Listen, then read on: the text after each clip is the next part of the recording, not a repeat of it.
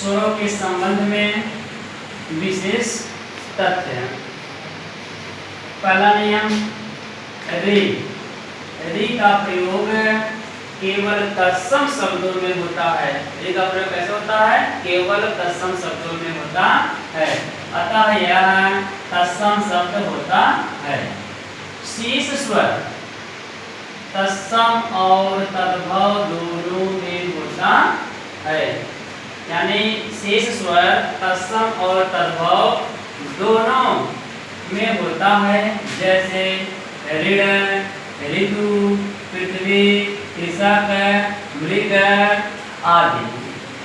अब दूसरा नियम, स्वरों के उच्चारण में श्वास की मात्रा कम लगती है, अतः सभी स्वर क्या होते हैं? अल्पाण होते हैं।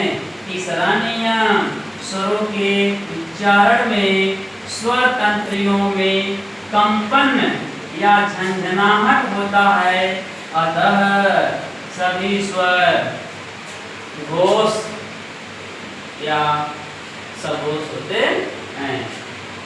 अंग्रेजी में क्या है? आगत आ अंग्रेजी भाषा से आगत ग्रहित स्वर होते हैं, जिसका प्रयोग केवल अंग्रेजी शब्दों में किया जाता है, जैसे बॉल, ऑक्सीजन, डॉक्टर, कॉलेज आदि।